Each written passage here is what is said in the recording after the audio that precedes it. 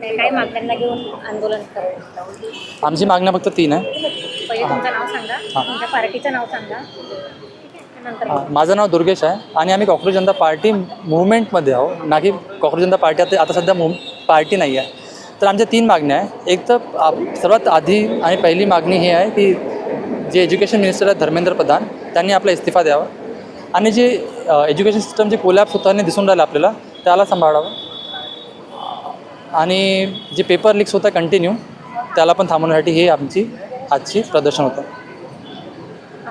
या मागण्या पूर्ण नाही झाल्या तर समोर पण आम्ही प्रोटेस्ट करेल आणि आमच्याजवळ आणि आम्ही फक्त शांतीपूर्ण प्रोटेस्ट करेल हेच आम्ही सांगतो.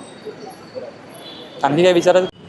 माझं नाव अनिरुद्ध अशोक लोखंडे आणि आमचा जो आज इथे प्रोटेस्ट करण्याचा जो मुद्दा आहे तो आहे वारंवार जो पेपर जे लीक होत आहे त्याबद्दल आहे. म्हणजे वारंवार पेपर लीक का बरं होत आहे? कुठे ना कुठे करप्शन होत आहे, त्यामुळे जे आहे पेपर लीक होत आहे. तर हे आम्हाला कुठे ना कुठे थांबवायचं. त्यामुळे आम्ही जे शिक्षा मंत्री त्यांचा इस्तिफा मागत आहोत.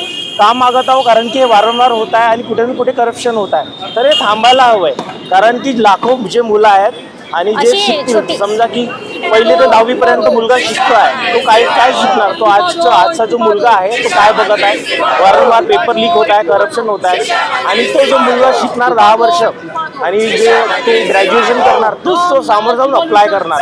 तर कुठे ना कुठे आपल्याला एज्युकेशन सेक्टर जो आहे तो चेंज करायला हवा आहे. कुठे ना कुठे आम्हाला चेंजेस आणायला हवे आहेत एज्युकेशनमध्ये. तेव्हाच जाऊन काहीतरी आमचं इंडियाचं आपण फाउंडेशन बिल्ड करू शकतो आणि काहीतरी आपण जे देण्यासाठी चांगलं करू शकतो.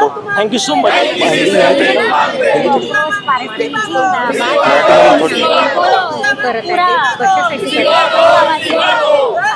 हमारी 3 मांगे हैं. पहली मांग धर्मेंद्र प्रधान जी का इस्तीफा, दूसरी मांग NTA बोलो, नेशनल तमाशा एजेंसी बोलो, उसको बर्खास्त किया जाए और जो CBSE का जो हुआ है CBSE 12th रिजल्ट का वही बहुत गलत हुआ है. उसके ऊपर सरकार ध्यान दे. बच्चे लगातार सुसाइड करते जा रहे हैं. ये सुसाइड का नंबर लगातार इससे बढ़ते जा रहा है. इससे कि पता नहीं क्या हो.